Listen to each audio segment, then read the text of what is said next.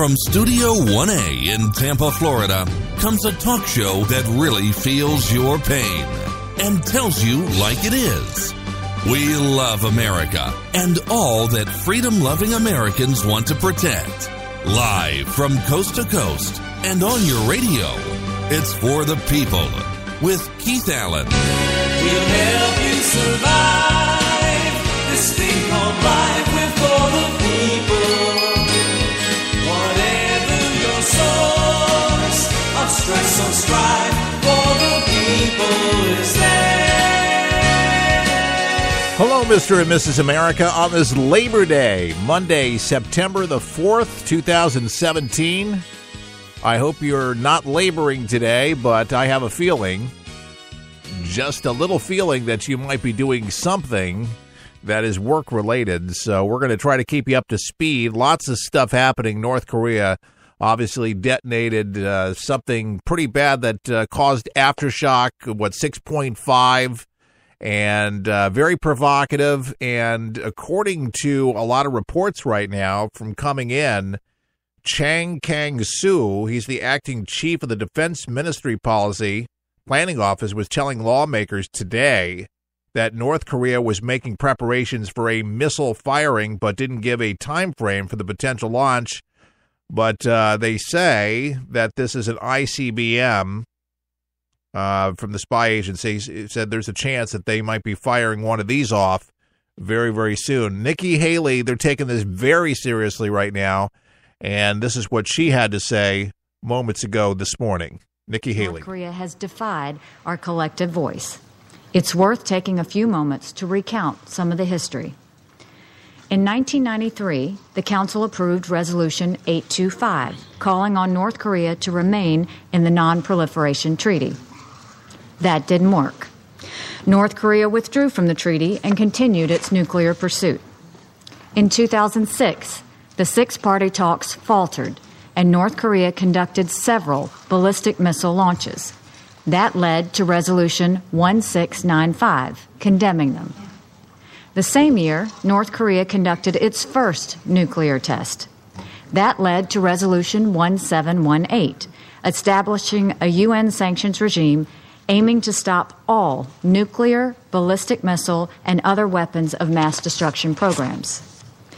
After six-party talks fell apart again in 2009, North Korea conducted additional missile launches and its second nuclear test.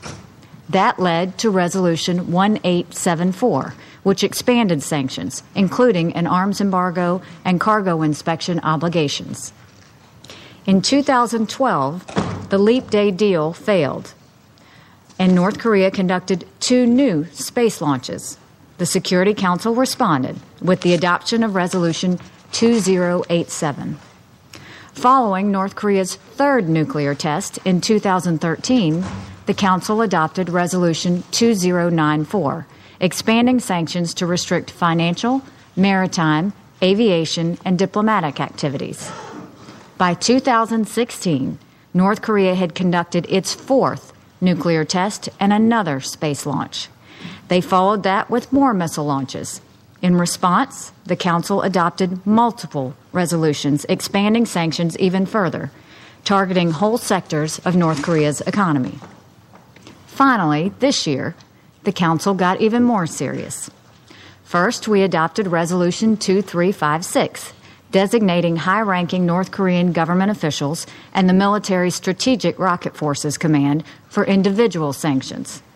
Then, just last month, after the regime's first two ICBM launches, we adopted Resolution 2371, the strongest sanctions we have ever imposed on North Korea. That resolution banned North Korean exports of coal, iron, and seafood, and imposed several other measures that will significantly cut off the revenues needed to fund their nuclear program. Why did I take the time to go through this history? To make this point. The United Nations Security Council has spoken with unusual unity and consistency on North Korea. That's a good thing. Along the way, there have been problems with implementation, and the Council has at times been too slow and too weak. But this is not a situation in which we have allowed divisions among us to stop any action. Still, here we are.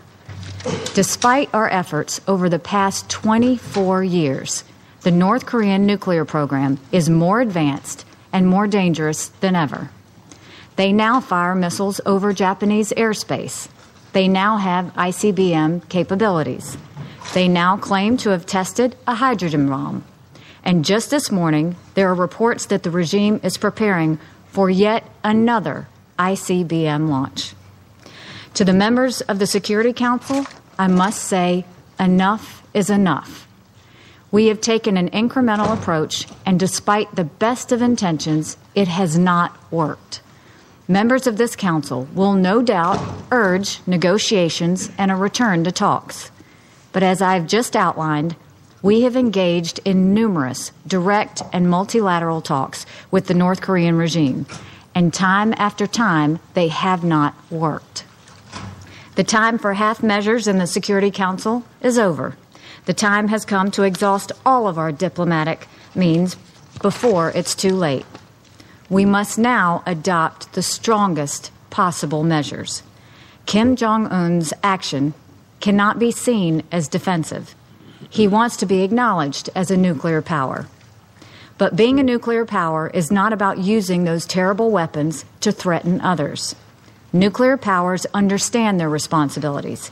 Kim Jong-un shows no such understanding. His abusive use of missiles and his nuclear threats show that he is begging for war. War is never something the United States wants. We don't want it now. But our country's patience is not unlimited. We will defend our allies and our territory. The idea that some have suggested a so-called freeze for freeze is insulting. When a rogue regime has a nuclear weapon and an ICBM pointed at you, you do not take steps to lower your guard. No one would do that. We certainly won't. The time has come to exhaust all diplomatic means to end this crisis, and that means quickly enacting the strongest possible measures here in the UN Security Council. Only the strongest sanctions will enable us to resolve this problem through diplomacy. We have kicked the can down the road long enough. There is no more road left. This crisis goes well beyond the UN. The United States will look at every country that does business with North Korea as a country, and the United States will look at every country that does business with North Korea as a country that is giving aid to their reckless and dangerous nuclear intentions. And what we do on North Korea will have a real impact on how other outlaw nations who seek nuclear weapons choose to conduct themselves in the future. The stakes could not be higher. The urgency is now. 24 years of half measures and failed talks is enough. Thank you.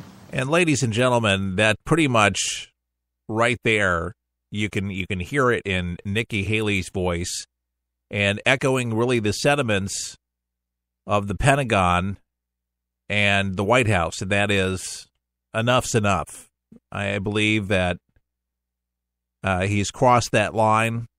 War is inevitable.